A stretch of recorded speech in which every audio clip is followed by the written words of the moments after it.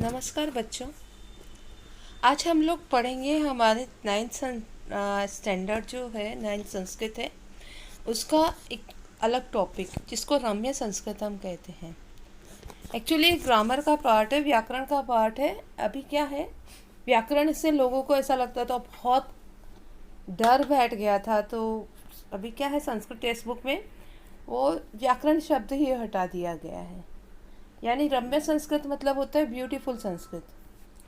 तो आप देखिए कि इसमें क्या है। हम लोग पहले देखेंगे एक्चुअली क्या पढ़ना है हमको।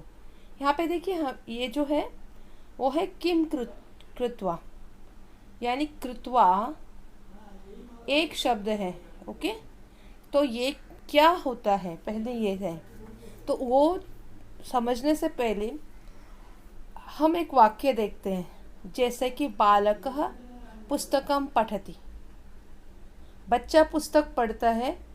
पाठशाला गच्छति च, और पाठशाला जाता है, और पाठशाला जाता है।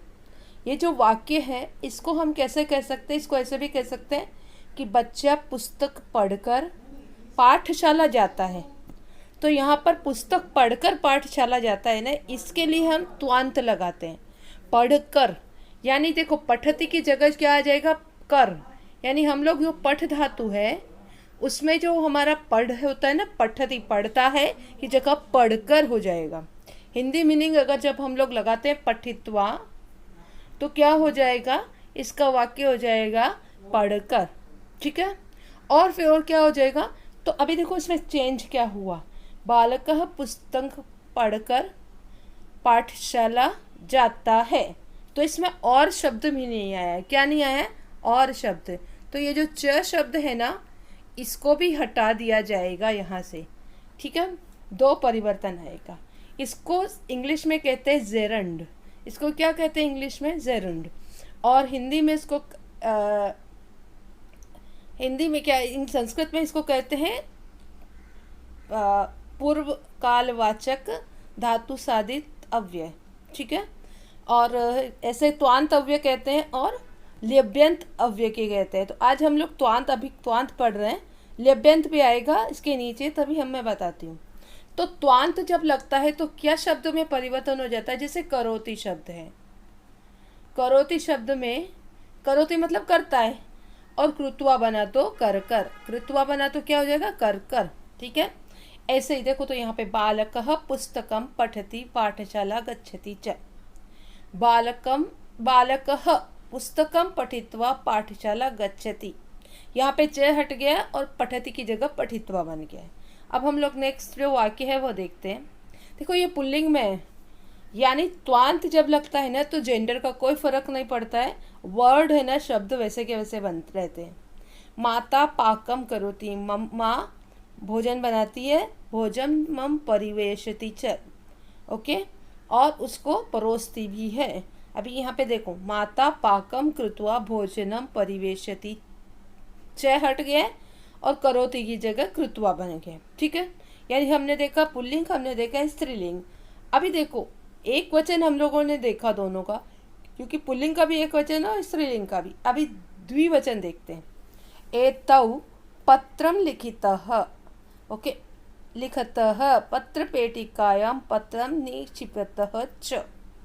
अब यहाँ पर लिखतः शब्द है, तीतः अंति वाला। लेकिन यहाँ पर लिखतः का भी शब्द जो है ना वो लिखित्वा बनेगा।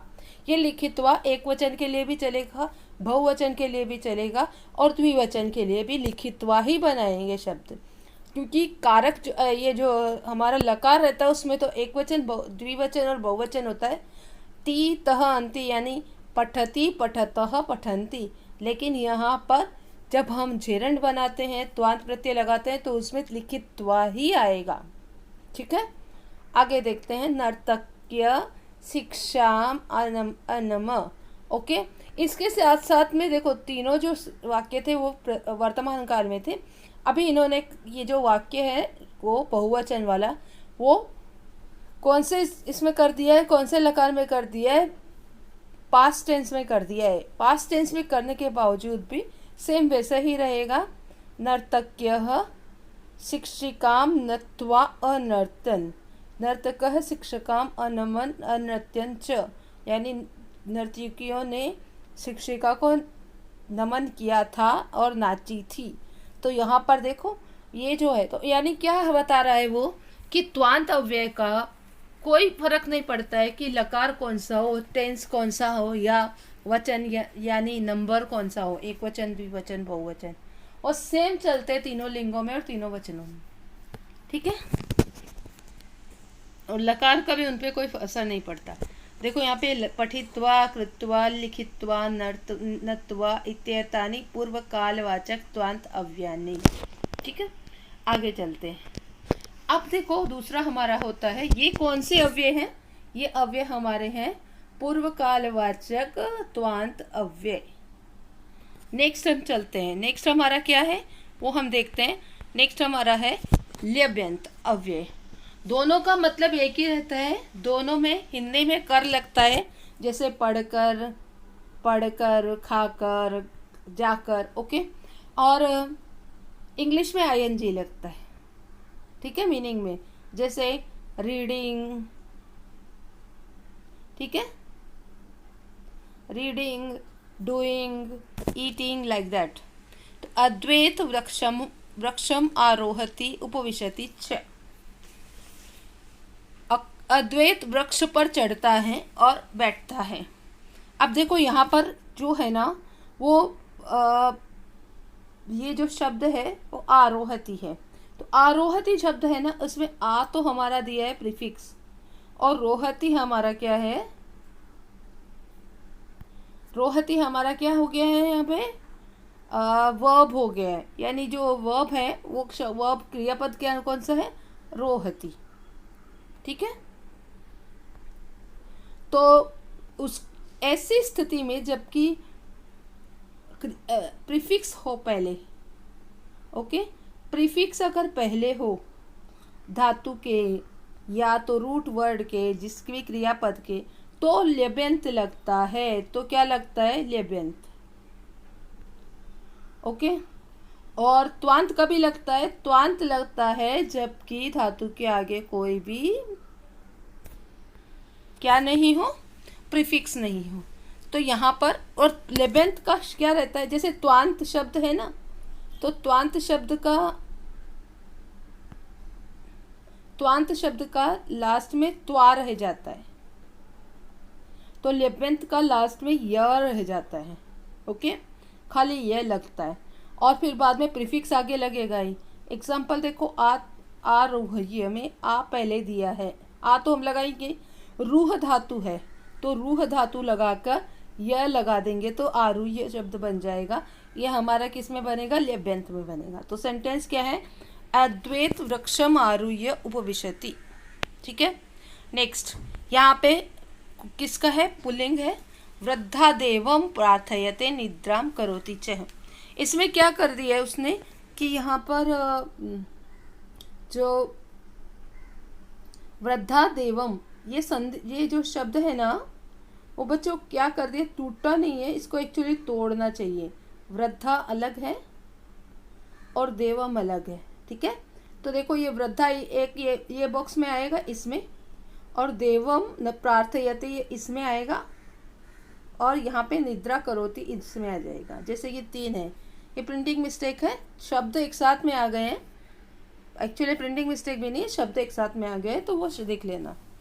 आगे देखो, प्रार्थयते की जगह क्या आ जाएगा, प्रार्थ्य, ये शब्द आ जाएगा, ओके, क्या आ जाएगा, प्रार्थ्य, और च को हटा के ये वर्ड हो जाएगी वृद्धा, यानी बूढ़ी औरत क्या करती है, देव को नमस्कार करती है और क्या करती है, प्रार्थना करती है। पुरुषौ हस्तो प्रक्षालयत भोजनम कुरुतः। तो प्रक्षालयत मतलब होता है हाथ धोना, 2 पुरुष हाथ को धोते हैं और फिर भोजन करते हैं।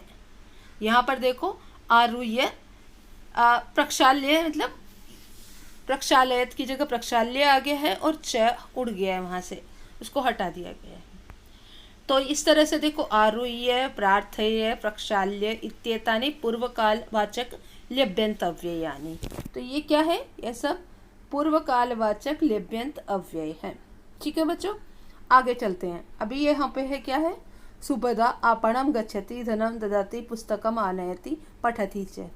यहाँ पर जब भी कोई भी एक भी कार्यकर्ता बहुत सारी क्रियाएं करे तो क्या कर लगा सकते हैं हम लोग, उसमें क्या लगा सकते हैं, जेरेंड का यूज़ कर सकते हैं, हम उसमें पूर्वकाल वाचक अव्यय लगा सकते हैं। जैसे उदाहरण देखो यहाँ पे दिया है, उसने गच्छति है, ददाती है, आनयति है। केवल किस में नहीं लगेगा, पूर्वकालवाचक जो लास्ट जो है ना वर्ब, उसको छोड़ के बाकी सब में लगेगा। तो देखो यहाँ पर गच्छति का क्या होता है, गम शब्द होता है मेन, तो गम का के साथ में लग के गत्वा बन गया है। ददाती का दा सब शब्द है, तो दा के साथ में लगकर दत्वा बन गया। और आनयति में आ हमारा प्रीफिक्स है और नई धातु है, तो नी धातु है, आप प्रीफिक्स है, तो क्या शब्द बन जाएगा, आनीय शब्द बन जाएगा। ठीक है, इस तरह से ये बन गया है। और पठती तो है, तो पठती उसको लास्ट में लगा देंगे, तो जो सेंटेंस है वो बनेगा सुभदा आपणम गत्वा धनम दत्वा पुस्तकम आनीय पठती। ठीक है, इस तरह से। अब देखो आप परीक्षण करेंगे ना, अगर इसमें नीचे वाले वाक्यानि निरीक्षण एकदम अवगच्छेत, तो दोनों का मतलब यही है कि साधु फल को देखकर चले जाते हैं, बहुवचन है साधु। यहाँ पे भी सेम है, दत्वा और प्रदाय का मीनिंग सेम है, देकर। ठीक है, लेकिन यहाँ पे ये लेबेंथ है और ये यहाँ पे कौन सा है, जेरंड त्वांत। ऐसे ही वृद्धा देवम नत्वा कार्यम करोति, नत्वा और ये हमारा नत्वा समझ लो और आप प्रणम्य समझ लो, ये दोनों का मीनिंग एक ही है। इसे ताड़ित्वा और संताड़िय दोनों का मीनिंग एक ही है, बस दोनों का अलग क्या है, उनका कंस्ट्रक्शन अलग है, दोनों अलग अलग इसमें है। ओके, धनम ऋत्वा और धनम अपृहत्य। अपृहत्य किसमें है, लिब्यंत है, संताड़िय लभ्यंत है, प्रणम्य लभ्यंत है, प्रदाय लभ्यंत है। सेंटेंस एक ही है, खाली ये शब्दों को बदला गया है, जिसका मीनिंग भी एक ही है। केवल आपको ये बताने के लिए कि लिब्यंत को भी यूज़ किया जा सकता है वहाँ पर, और त्वांत को भी यूज़ किया जा सकता है। ठीक है, ऋत्वा मतलब धन को चुरा कर, हरण कर कर चोर भाग जाता है, ऐसे ही धन अप्रत्यय चोरः पलायते। अब यहाँ पर आपको क्या करना है, क्वेश्चन आंसर से। तो देखो देखते हैं, खादति, खादति किससे क्या बनेगा, खादित्वा। पिबती से क्या बनेगा, पीत्वा, पी धातु है ना। सम्मिल्यति से बनेगा सम्मिल्य, स्मरति से स्मृत्वा। ओके, और प्राप्नोति से प्राप्य। ठीक है, तो ये हमारा हो गया। अभी आपको दो गण बनाना है। ओके, दो गण में, एक में तो त्वांत लिखना है, ओके, और एक में लिखना है त्वांत धातु साधितव्य, और एक में लिखना है लेबेंत। ओके, क्या लिखना है, एक तरफ जैसे आप दो बनाएंगे, एक दो पार्ट बनाएंगे, एक तरफ लिखिए त्वांत धातु साधितव्य, पूर्वकाल धातु साधितव्य, एक तरफ लिखिए लेबेंत। ठीक है, इस तरह से। ये आपके टेक्स्ट बुक में मैंने बताया था कहाँ पे लिखा हुआ है। और अब है ना, लेबेंत त्वांत को इधर लिखते जाइए इस साइड में, और लेबेंत को इधर लिखते जाइए। जैसे उक्तवा हमारा त्वांत है, पूजयित्वा हमारा त्वांत है, संपाद्य हमारा लेबेंत है, संहृत्य हमारा लेबेंत है, धृत्वा त्वांत है। तो जिधर जिधर त्वा शब्द है लास्ट में, वो इधर आ जाएगा, और जो यह शब्द है ना जिसके लास्ट में, वो ही के इधर आ जाएगा, लेबेंत में आ जाएगा। ठीक है, ये आपका होमवर्क है, आपको ये करना है। अगर आपको नहीं समझ में आए तो आप बाद में मतलब मुझसे पर्सनली पूछ सकते हैं, लेकिन ये आराम से दिख रहा है, तो आज जिसमें आएगा वो बनता जाएगा। नेक्स्ट हमारा पूर्वकाल वाचकयो उपयोग कृत्वा वाक्यम दीर्घम वाक्यम कुरुतः। ओके, अब देखो, जो मर्कटः वृक्षात्, ओके, पेड़ से उतरकर, पेटिका खोलकर, टोपी का निकालकर, और क्या करता है, मस्तके वृक्षम आरोहति। अब यहाँ पे देखते हैं, मर्कटः वृक्षात् अवतीर्य। अवतीर्य मतलब उतरना। अवतीर्य मतलब क्या होता है,